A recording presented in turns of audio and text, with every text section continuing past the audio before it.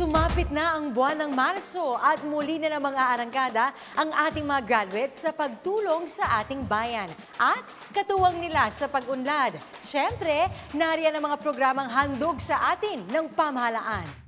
Magandang araw Pilipinas! Ako si Zairine Parasad Valencia at samahan niyo ako sa isa na namang exciting episode ng Pulsong Pinoy. Kasabay ng 27th anniversary celebration ng EDSA People Power Revolution, ang paglagda ni Pangulong Benigno S. Aquino III sa Human Rights Victims Reparation and Recognition Act of 2013. Alamin natin ang kabuuang laman ng batas na ito sa issue.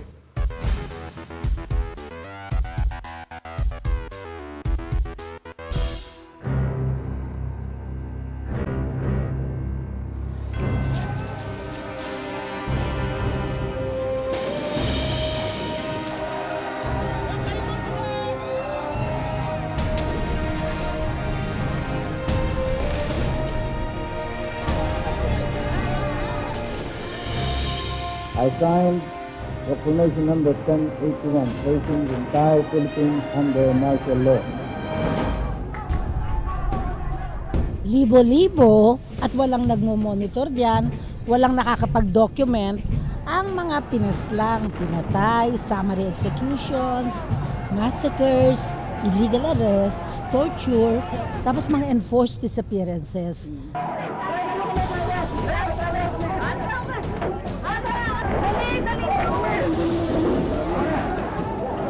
Ako ay naaresto noong 1974 at mahigit 2 taon na nakulong. Sa panahon ng aking pagkakakulong, nakaranas ako ng iba't ibang forma ng torture. May kapatid din ako na dinukot noong 1977 at hanggang ngayon ay hindi pa nakikita. Nakapasama na po kami.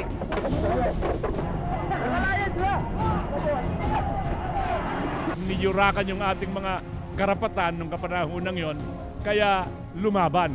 September 21, 1972, nang ideklara ni dating Pangulong Ferdinand E. Marcos ang martial law o ang batas militar sa bisa ng Proclamation number 1081 na tumagal ng halos 14 na taon. Bagamat kabi-kabila ang mga demonstrasyon kontra sa pamahalaang Marcos noong dekada 70 hanggang dekada 80, tuluyan lamang itong nagwakas nang maganap ang himagsikan ng lakas ng bayan o ang EDSA People Power Revolution noong February 22 hanggang 25 taong 1986. Napakalubha nung mga violations of human rights, marami ang mga at umakyat sa bundok sapagkat ang nakita nila walang pag-asa sa loob ng gobyerno. Kasabay ng 27 taong anibersaryo ng EDSA People Power Revolution, nilagdaan ni Pangulong Aquino ang Republic Act number 10368 o ang Human Rights Victims Reparation and Recognition Act of 2013. Isang batas na magbibigay ng kabayaran sa human rights violation victims o HRVVs noong panahon ng martial law. Hindi natatapos sa paggunita ang ating krusada para sa katarungan. Kaya nga po sa araw ding ito, nilagdaan natin ang Human Rights Victim Reparation Act of 2013.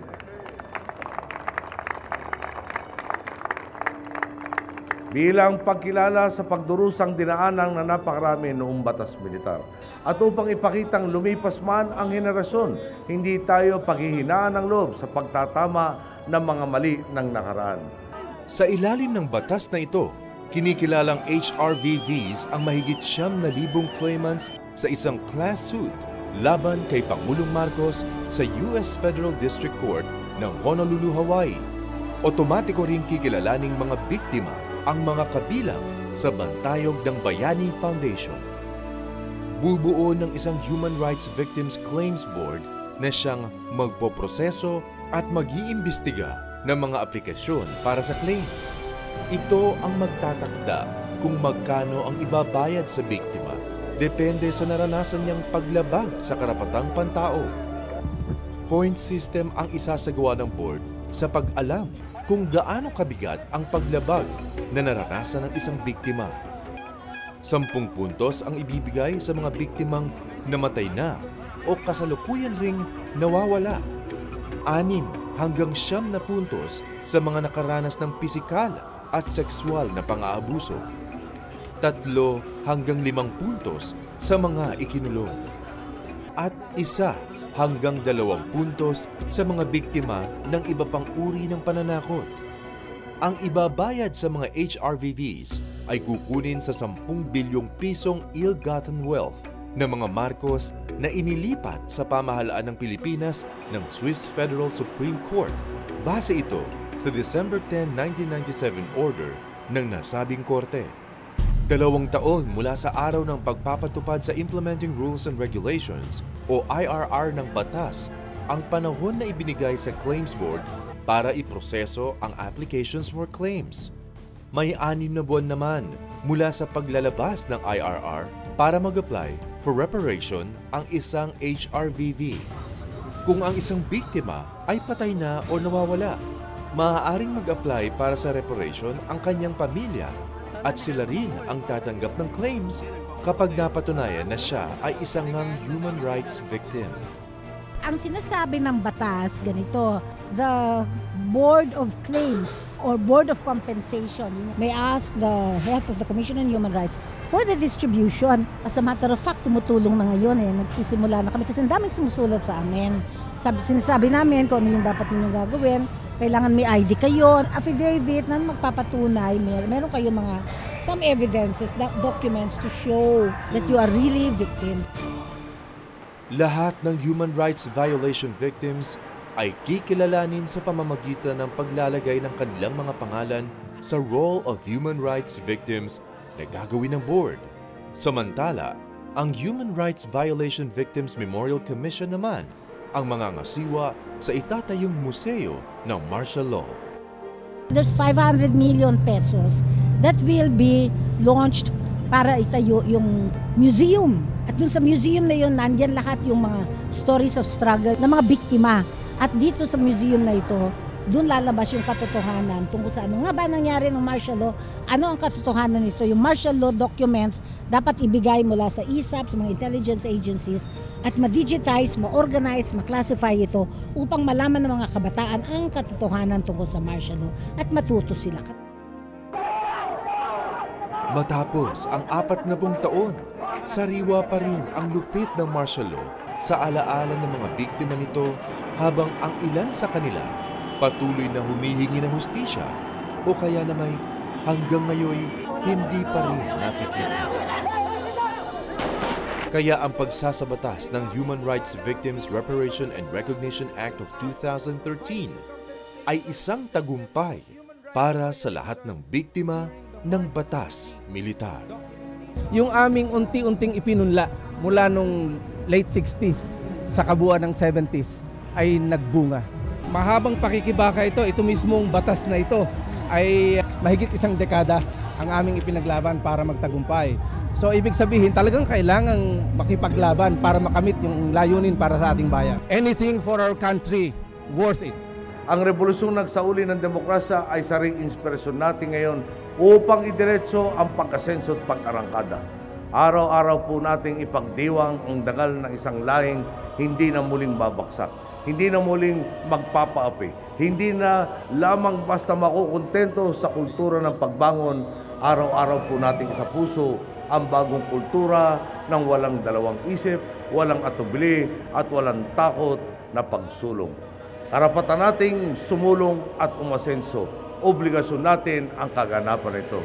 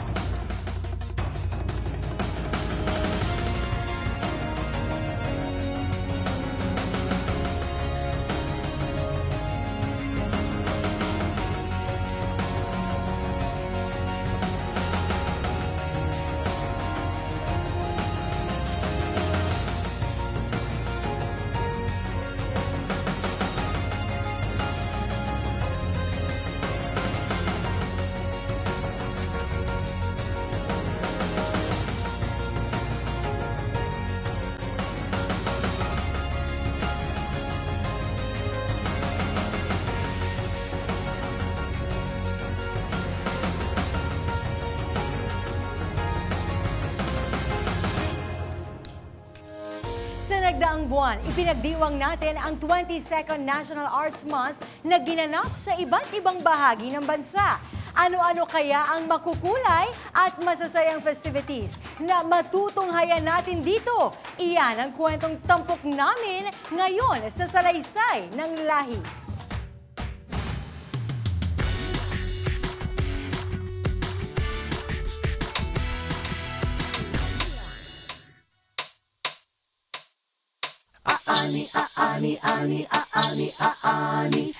Ani ng sining ng taong bayan.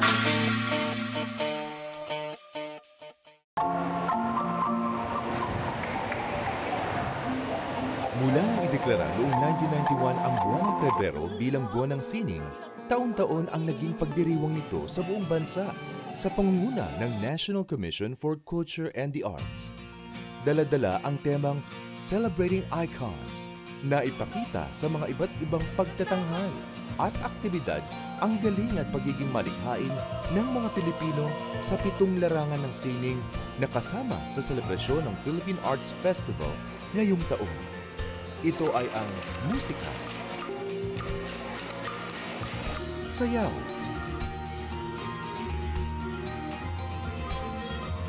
teatro, arkitekto,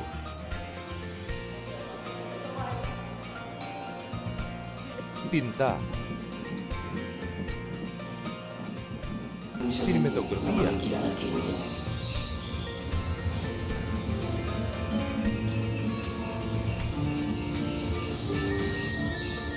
at literatura. De Obras Infinitas, El Pensamiento Lucido e Incólume. Ang 7 sining na ito ay naipamala sa formal na paglulunsad ng Philippine Arts Festival sa Marikina City sa pamamagitan ng isang parada at pagtigil sa 4 na makasaysayan at kilalang lugar ng syudad. Itinanghal ang yaman ng kultura at tradisyong Pinoy sa publiko.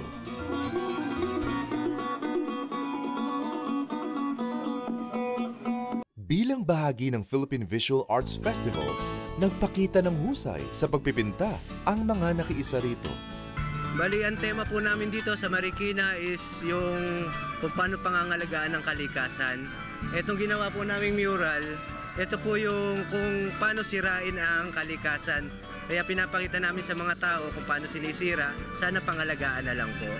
Sa Pagadian po, tinatawag po namin siyang Philippine Visual Art na kung saan nagpupunta po ron lahat ng artist, ng mga visual artists. Mayroong mga interaction painting po doon, mga workshop, yung mga artist talk, nag-share ng kaalaman tungkol sa pagpipinta, at saka marami pa pong bagay. Ang National Committee on Architecture and Allied Arts ay nagkaroon naman ng lectures and exhibits sa iba't ibang universidad sa Pilipinas. Isa na rito ang photo exhibit ng mga moskeng matatagpuan sa bansa, partikular sa Mindanao. We are very happy to have this exhibition entitled Masjid Mosque Architecture because we believe that we must have a dialogue, and we call it the interreligious dialogue. And as the late Blessed John Paul II said, that the religious dialogue, we must begin with something that is common among us as mankind, and he identified culture as something common among us mankind. So I think this is a very good opportunity for us to begin a dialogue in culture and also to be educated. And being educated along this field brings about understanding. And when we understand one another, what come next are the many blessings: harmony, peace, success, wealth, and all these many good things coming from understanding and harmony. Naging makulay at kakaiba ang pagtatanghal ng Sayaw Pinoy sa Luneta Park.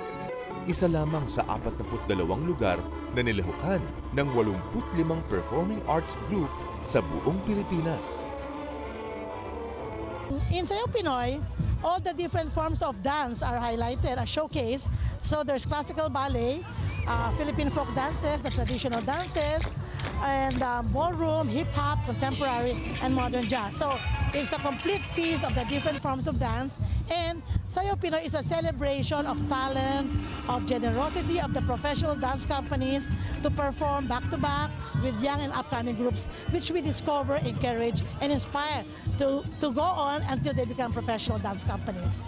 Bringing art to the public places is really very rewarding, and both ways. For the artists, natutuwa sila na they are able to share their talent, and a lot of people who do not go to regular theaters, who do not want to dress up to go to formal cultural centers, are able to watch. So we were able to give a venue for them to watch, and at the same time the performers can share their talent. Sa larangan ng dramatic arts, itinanghal ang mga dulang orihinal na gawa ng iba't ibang community and university-based theater groups. Pangako ninyo, magpapakabait na rin kayo. Yung dula po kasi na sistema ng Professor Tocon ni Al Santos, matagal na namin siyang ipinapalabas. So, it's our way para ibahagi yung aming mga dula, yung aming kasanayan, at para din sana makilala rin kami sa mas malawak na mga lugar pa at venues dito sa Pilipinas. Bilang magandang venue ito dahil National Theater Festival. Plays are not supposed to stay just on paper, but they're supposed to be staged. At sana sa pag-stage namin itong mga original Filipino plays, nakakatulong kami para mapalago pa yung mga plays na ito at matanghal talaga sila, hindi lang sa isip ng mga mambabasa, kundi talagang sa mata at sa isip ng mga gustong manood. So, yun sana yung gustong magawa namin. Kaya importante na sumasali sa ganito, importante na nagtatanghal tayo ng mga original Filipino plays para hindi siya mamatay, para magpatuloy pa siya na mangyari. Inilunsad din ng English Department ng Ateneo de Manila University ang ika-20 electronic journal ng kanilang kritika kultura bilang bahagi ng 5th Philippine Writers Festival. Ang satellite activity na ito ay isang forum kritika on Philippine literature in Spanish at dinaluhan mismo ni Spanish Ambassador to the Philippines, Jorge Domecq, kasama ang iba pang manunulat at kritiko sa literatura. Which gives me hints of where we are going. Mahalagang bigyang pansin natin ang ibang aspekto ng panitikan ng bansa na hindi natin masyadong nabibigyan ng pansin. Isa sa mga bagay na yan ay ang mga nasusulat sa wikang Banyaga.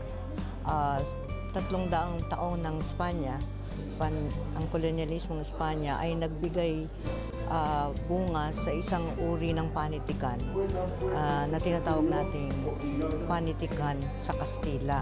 This is not to it's not to write in a language that's foreign, but to express oneself in a language that might seem foreign, but once that experience is spoken in that language, that language no longer is foreign, that becomes one's own. Ang isa pang sining na namamalas ang talento ng Pinoy at kinikilala sa ibang bansa ay ang larangan sa paggawa ng pelikula. Ang ika-5 Cinema Rehiyon na ginanap sa University of the Philippines Los Baños, Laguna ay nagpalabas ng mga pelikulang likha mula sa iba't ibang rehiyon ng bansa. We believe that national cinema today needs to be redefined in terms of what each part of the country is experiencing in filmmaking. National cinema has for a long time become like a monolithic concept, and people do not see in the discourse of national cinema the diversity of filmmaking practices in the country. So Cinema Rehiyon provides on an annual basis this kind of discourse so that we get to see how different people in the different regions are practicing filmmaking. It's fostering camaraderie and brotherhood among Filipino filmmakers from different regions, and we show each other our films. We talk about films, and we share problems and hopefully come up with solutions to our common problems. may naka-allocate para sa requirements. The great thing about regional filmmaking is that we are able to use the languages of our region. As you know, in the Philippines, there are hundreds of languages, and filmmaking is the best way to showcase these languages before they get lost. Isang malaking okasyon din para sa selebrasyon ng National Arts Month ang kauna-unahang International Gongs and Bamboo Music Fest na ginanap sa Dipolog City, Zamboanga del Norte. Dito, muling binuhay ang ganda ng musika at komposisyon gamit ang sari-saring instrumento ng gangsa, kulintang at kawayan. Well, we would like to achieve awareness for the beauty and variety of the gongs and bamboo music. Not only here in the Philippines, but also in Southeast Asia, and as well as in other parts of Asia. We have a delegation from Korea, and Taiwan. These are also people who use the gongs and bamboo in expressing their humanities. There is an assimilation of culture by having this event, and we're privileged that it is happening here in Dipolog City. I hope that this festival would really open up, not only for our young ones, but for everybody who is interested in music, in history, and in culture. Nagkaroon din ng isang exhibit para mas makilala at maunawaan ang pamana ng paggamit ng mga nasabing instrumento kasabay ng mga conference at workshops para sa sining na ito. In a global world, it is important to keep the memory of the ancestors. And this is, as an anthropologist, what I'm looking for to help my modest contribution to revive this tradition. But it's linked not to entertainment only, it's an entertainment that is linked to a ritual. That's why if you don't have the ritual, you lose most of the meaning. So one way to save this music is to keep some rituals. That's what the Lumad know how to do in Mindanao, in Sulu, in Tawi-Tawi, in Palawan, in Panay, and in Northern Luzon. Hindi humihinto sa pagsasabuhay sa mayamang tradisyon at kulturang Pilipino sa pagtatapos ng buwan ng sining. Ito'y magpapatuloy hanggat may mga alagad ng sining na kumikilos, nagsusuri at nagtatanghal para itaas at ipagmalaki ang sariling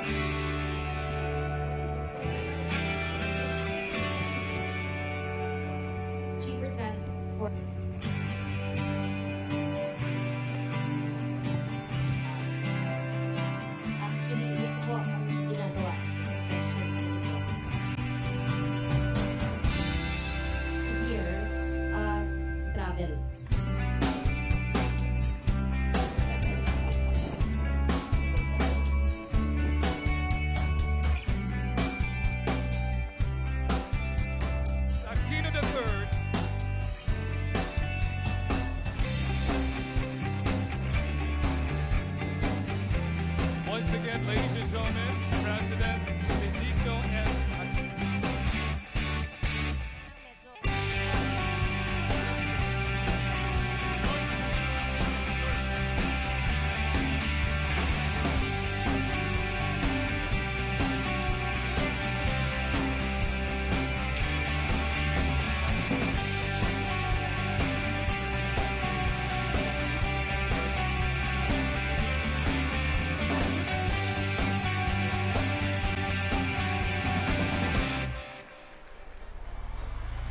Thank you very much, President Aquino.